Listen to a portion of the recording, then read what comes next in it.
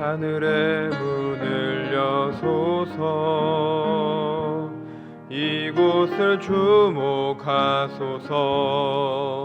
주를 향한 노래가 꺼지지 않으니 하늘을 열고 보소서. 이곳에 임재하소서. 주님을 기다립니다. 기도의 향기가 하늘에 닿으니 주여 임재하여 주소서. 이곳에 오셔서 이곳에 앉으소서. 이곳에서 드리는 예배를 받으소서. 주님의 이름만이 오직 주의 이름만 이곳에 있습니다. 사도신경으로 우리의 흔들리지 않는 신앙을 고백합니다. 전능하사 천지를 만드신 하나님 아버지를 내가 믿사오며 그 외아들 우리 주 예수 그리스도를 믿사오니 이는 성령으로 잉태하사 동정녀 마리아에게 나시고 본디오 빌라도에게 고난을 받으사 십자가에 못 박혀 죽으시고 장사한 지 사흘 만에 죽은 자 가운데서 다시 살아나시며 하늘에 오르사 전능하신 하나님 우편에 앉아 계시다가 저리로서 산자와 죽은 자를 심판하러 오시리라. 성령을 믿사오며 거룩한 공회와 성도가 서로 교통하는 것과 죄를 사하여 주시는 것과 몸이 다시 사는 것과 영원히 사는 것을 믿사옵나이다. 아멘.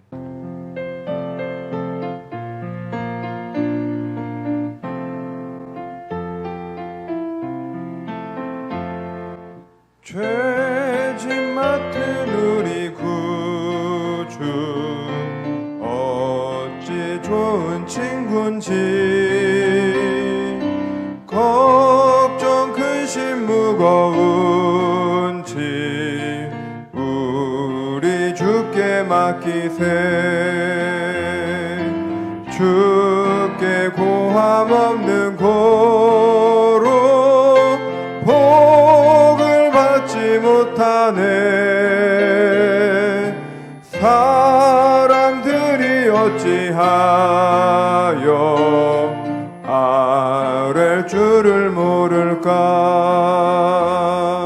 시험 걱정 모든 괴로 없는 사람 누군가. 부질없이 낙심 말고 기도드려 아뢰세. 이런 진실하신 친구 찾아볼 수 있을까. 우리 약함하시오니 어찌 아니하를까. 근심 걱정 무거운지 아니 진자 누군가. 피난처는 우리 예수 주께 기도드리세. 세상 친구 멸시하고 너를 조롱하여도 예수 품에 안기어서 참된 위로 받겠네.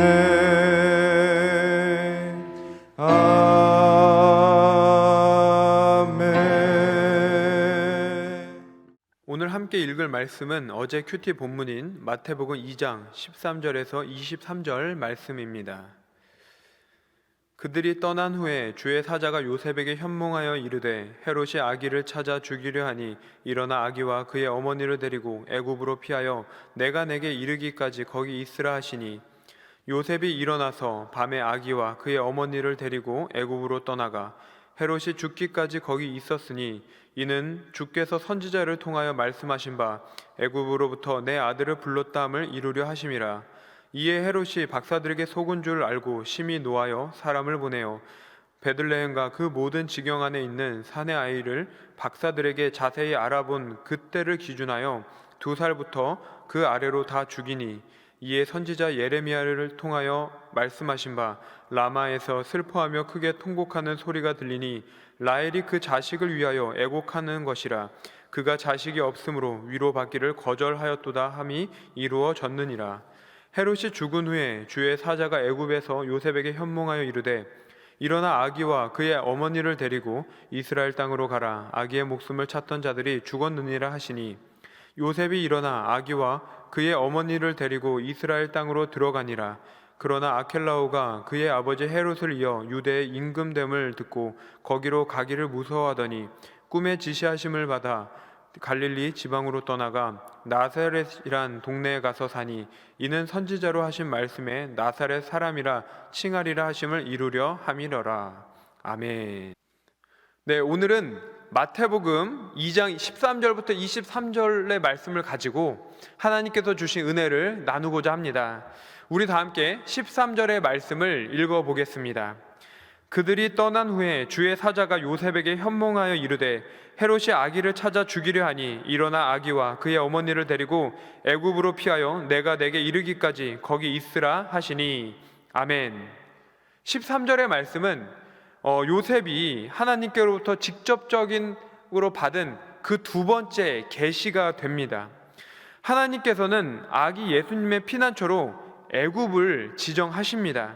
이는 당시에 애굽이 유대에서 비교적 가까웠던 장소였기도 하지만 헤롯의 통치권으로부터 완전히 벗어나는 그런 안전지대였기 때문에 하나님께서는 애굽을 이 피난처로 말씀해 주십니다. 특별히 13절의 말씀을 보면은 요셉에게 4가지의 명령을 하십니다. 일어나, 데리고, 피하여 있으라. 여기서 일어나라는 것은 당장 움직여서 이동하라 이것을 말하는 것입니다. 그리고 데리고라는 것은 아기 예수님과 마리아를 마치 요셉 자신의 몸의 일부처럼 이렇게 붙여서 데리고 가라 이것을 의미하고 있는 것이죠. 그리고 피하여라는 것은 위험한 존재로부터 완전히 도피해 있어라, 안전을 구해라 라는 것을 의미하고 있는 것입니다. 그리고 있으라 이 마지막 명령은 특별한 명령이 없는 한 계속 그 자리에 머물러 있어라 라는 것을 하나님께서 요셉에게 4가지로 말씀하고 있는 것입니다. 하나님께서 이 명령을 특별히 13절 9절 가운데 4가지로 나누어서 주신 이유가 있습니다. 왜 그러느냐? 요셉아, 너가 지금 보고 있는 이 예수는 정말로 메시아임을 깨달아 알게 해주시길 원하셨다라는 것입니다. 그러니 이전에 혹시라도 의심을 했었다면은 그 모든 의심을 내려놓고 너의 아들 구원자 예수 그리스도를 꼭 잘 키우고 양육해야 된다라는 것을 알려주고 계신다라는 것입니다. 자, 우리 이번에는 14절과 15절 말씀을 함께 읽어보겠습니다. 요셉이 일어나서 밤에 아기와 그의 어머니를 데리고 애굽을 떠나가 헤롯이 죽기까지 거기 있었으니 이는 주께서 선지자를 통하여 말씀하신 바 애굽으로부터 내 아들을 불렀다 함을 이루려 하심이라. 아멘. 요셉은 하나님의 말씀에 즉시 순종합니다. 특별히 그 순종이 남달랐던 이유는 말씀처럼 밤에 이동을 했다라는 것입니다. 밤에 이동을 했다라는 것이 어쩌면 헤롯의 눈을 피하기 위해서 조용히 도망쳤다라고 볼 수도 있는데, 이 밤이라는 이 시각적인 것이 결코 우리가 볼 때는 평온하거나 쉬운 그런 시간대가 결코 되지 않는다라는 것입니다. 베들레헴에서 애굽 이 거리가 약 120km 정도 됩니다. 그렇기 때문에 그 먼 거리를 이동하는데 준비되지 않은 이 요셉의 모습, 결코 녹록치 않은 여정을 걸어가겠다라고 말하는 것과 동일하다는 것입니다. 기온차, 맹수, 또한 너무나 열악한 교통수단, 그럼에도 불구하고 밤에 출발을 했다라는 것은요, 우리에게, 이 시대를 살아가는 우리에게 너무나 큰 영적 교훈을 가져다 줍니다. 어쩌면 공중권세를 장악한 악한 영향력으로 인해 우리는 이 밤이라는 영적 어두움 시대 속에서 살아간다는 것을 우리는 요셉과 비교해 봤을 때 다르지 않다라고 볼 수가 있습니다.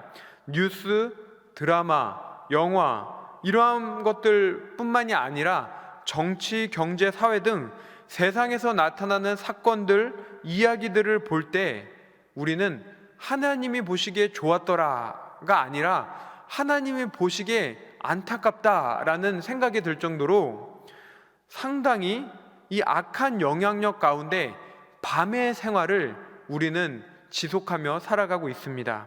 그때 우리가 해야 할 일이 무엇이겠습니까? 우리가 한 두 가지로 알아보고자 합니다. 첫 번째는 하나님의 말씀에 즉시 순종해야 된다라는 것입니다. 요셉은 하나님의 말씀에 밤이었음에도 불구하고 즉시 순종을 합니다. 여러분, 하나님이 말씀하실 때는요, 하나님께서 보시기에 우리에게, 하나님이 아닌 우리에게 가장 적합한 때임을 믿으시기 바랍니다. 순종을 하느냐 안 하느냐는 우리의 선택입니다. 그러나 하나님의 뜻 가운데 행하느냐 안 하느냐에 따라서 결과는 천차만별로 달라진다라는 것입니다. 왜냐하면은 이 세상을 주관하시고 다스리시는 분은 바로 여호와 하나님이시기 때문입니다. 요셉은 이를 인정하고 밤이라는 이 감당하기 어려운 시간 속에서 하나님의 말씀에 순종하였습니다. 우리도 하나님의 그 보호의 손길이 분명히 임할 것을 확신하고 믿음으로 이 시대 가운데 주시는 말씀이 있다면, 비록 그때가 밤일지라도, 영적인 어둠일지라도 순종하며 나아가는 저와 여러분 되기를 주님의 이름으로 축원합니다. 두 번째로, 우리는 말씀을 의심하지 말아야 된다라는 것입니다. 13절의 말씀을 보면은 주의 사자가 내가 내게 이르기까지 거기 있으라, 이렇게 말을 합니다. 그리고 15절의 말씀을 보면은 헤롯이 죽기까지 거기 있었으니 라고 말씀을 하고 있죠. 이를 보아서 이 애굽으로 가서 얼마나 지냈는지는 정확하게 알 수가 없습니다.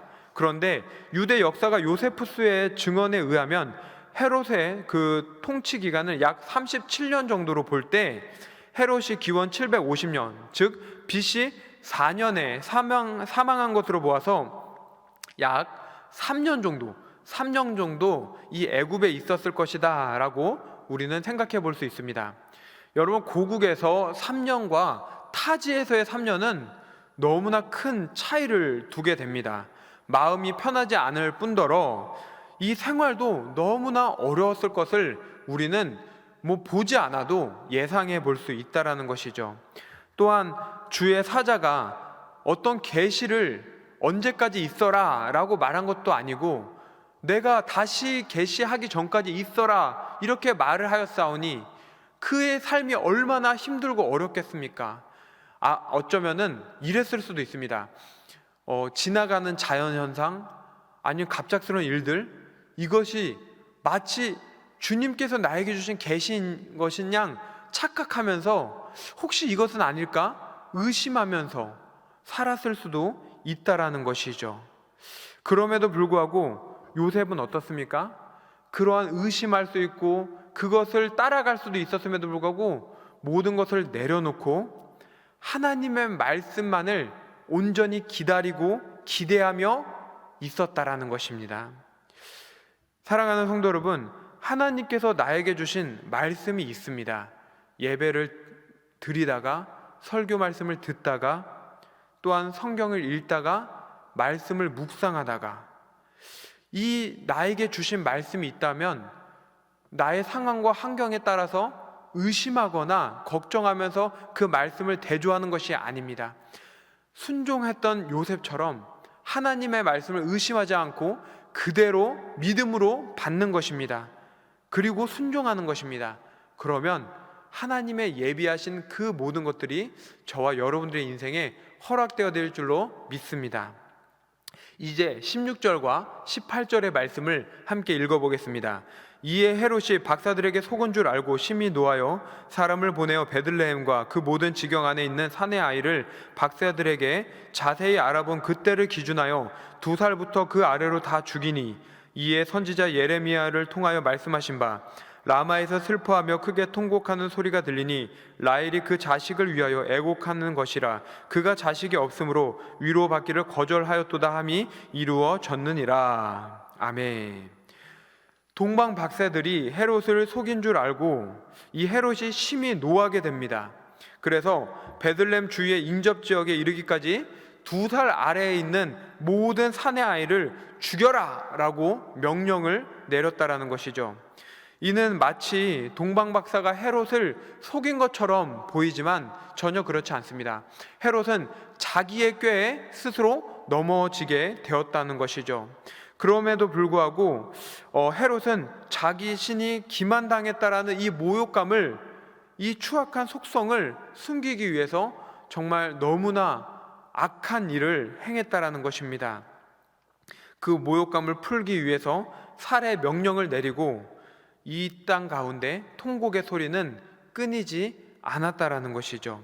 마태는 18절의 말씀을 통해서 이 통곡의 소리를 예레미야 31장 15절의 말씀을 인용하여서 표현을 합니다. 예레미야 31장 15절의 말씀은 유다 사람들이 바벨론의 포로로 끌려갈 때 그 당시 백성들의 그 슬픔과 아픔에 대해서 표현한 말씀입니다. 그런데 마태가 이런 전혀 다른 이 시대적인 상황이었음에도 불구하고 이 말씀을 인용했던 이유가 있습니다. 왜냐하면 바벨론의 포로로 인해 유다 백성들의 슬픔을, 또한 이 이방인 헤롯의 잔인한 학정으로 살해된 베들레헴 유아 부모들의 슬픔으로 같이 표시하고자 그는 원했다라는 것입니다.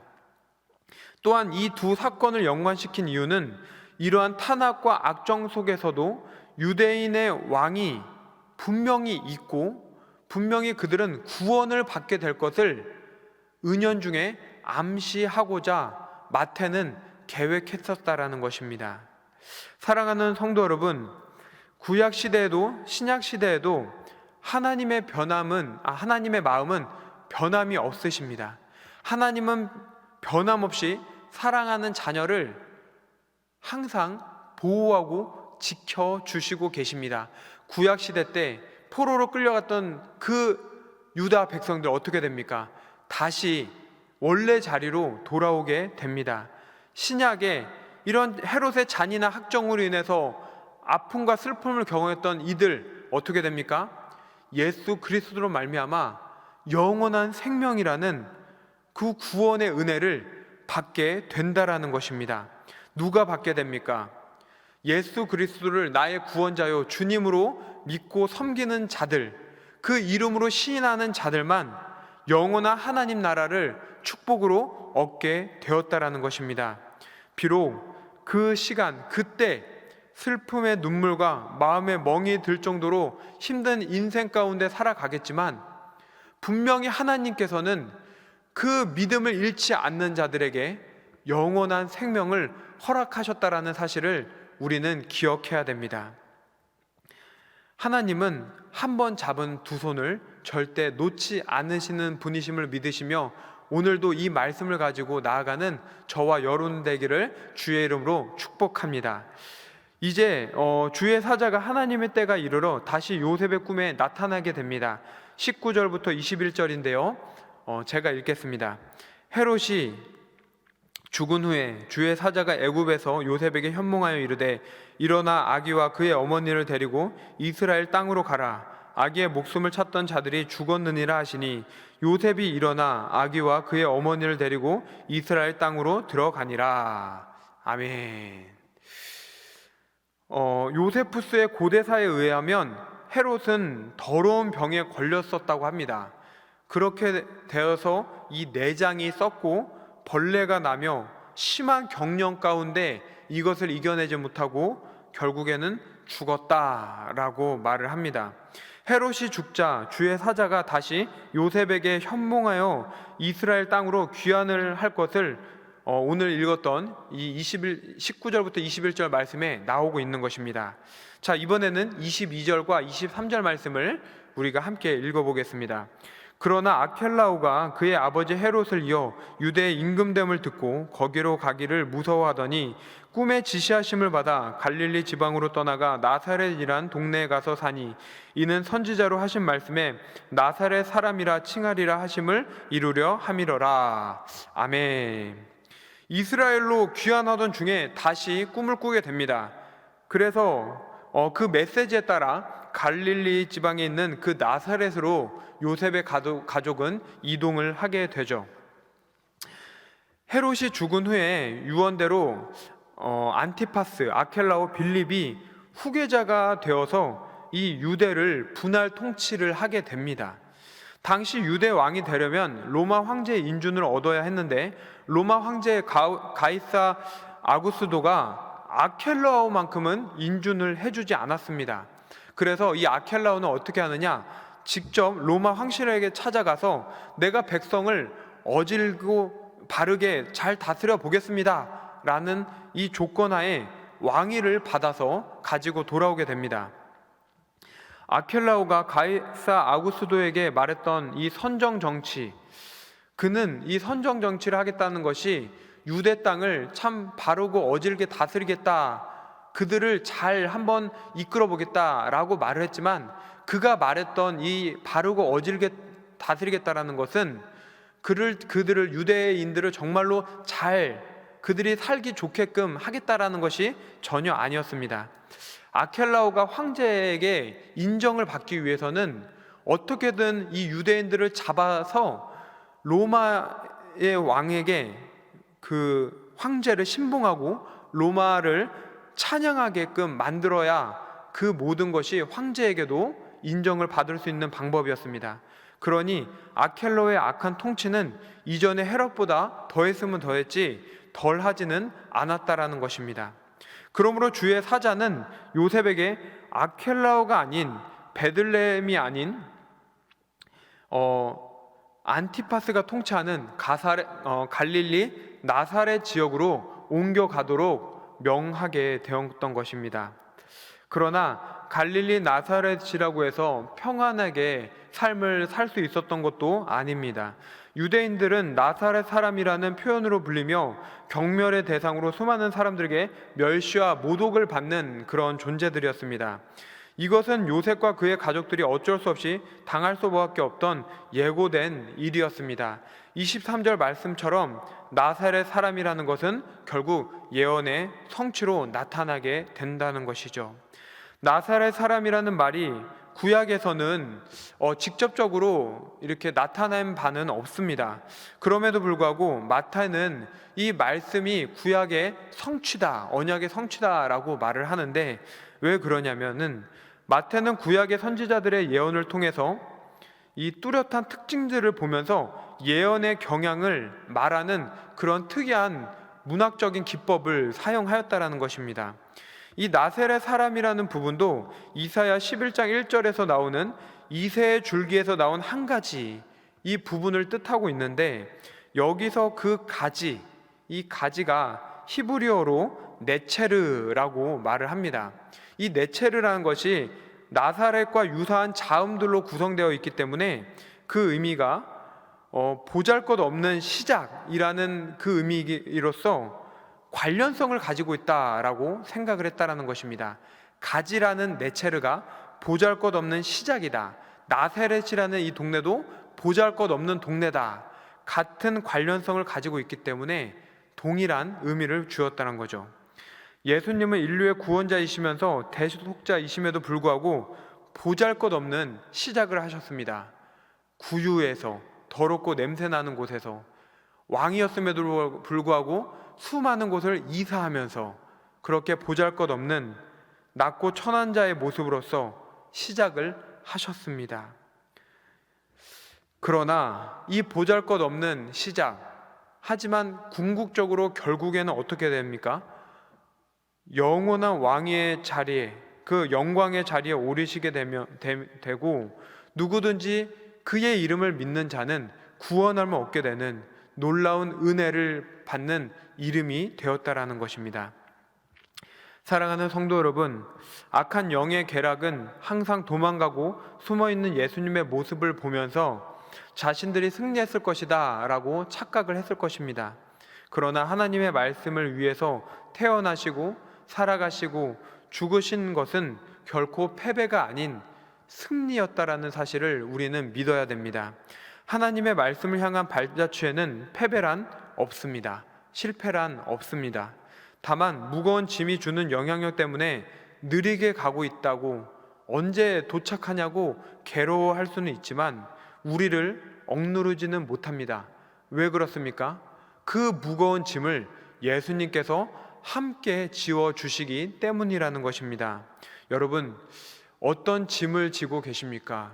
그러나 예수님께서 분명히 그 짐을 저와 여러분과 함께 지심을 믿으시기 바랍니다. 그러면 우리는 느릴 수 있지만 그 무게를 감당하지는 않습니다. 어렵고 힘들어하지만 우리의 결과는 분명히 예수님께서 예비하신 그 기쁨과 승리의 결과를 맞이할 줄로 믿으시기 바랍니다. 오늘 예수님께 모든 짐을 맡기시고 나아갑시다. 그리고 요셉처럼 하나님의 메시지에 순종하고 의심하지 않는 하루를 살아가길 바랍니다. 그러면 주님께서 우리의 삶에 피할 길을 예비하시고 회복의 길과 은혜의 길을 열어주실 줄로 믿습니다. 이 시간 우리 함께 기도하며 나아가겠습니다. 오늘 주신 말씀을 생각하며 나아갑니다. 하나님, 나는 오늘 하루를 살아갈 때 어떠한 마음으로 나아가야 되겠습니까? 요셉처럼 의심하지 않고 즉각적으로 순종하는 마음으로 살아가야 되겠습니다. 왜냐하면 나의 주 여호와 하나님, 나를 구원하신 예수 그리스도가 분명히 나와 함께 하시기 때문에 나의 마지막은 슬픔이 아니요 눈물이 아니요 기쁨과 찬양과 감사로 끝을 맺을 줄로 믿사오니, 하나님, 오늘 나의 삶 가운데 나와 함께 하셔서 하나님의 거룩하신 역사를 우리의 삶 가운데 허락해 주시옵소서. 또한 여러분들이 가지고 나온 여러 가지 기도의 제목이 있을 줄로 압니다. 그 기도의 제목을 놓고 주님께 간절히 구하며 하나님께 응답받는 인생이 되게 해달라고 기도했으면 좋겠습니다. 코로나19가 끝나지 않았습니다. 코로나19 속에서도, 이 밤이라는 어두운 영적 시간 속에서도 하나님께서는 역사하시니 하나님을 믿고 의지하며 이 모든 것을 종식시켜달라고 기도했으면 좋겠습니다. 또한 우리 왕성교회를 이끌어 가시는 우리 담임 목사님과 원로 목사님의 영육간의 강건함을 위해서, 또한 이 왕성교회 안에 있는 모든 일정들을 바라보며 하나님께 여러 가지의 기도의 제목을 놓고 우리 다 함께 주여 3번 외치며 기도하며 나아가겠습니다.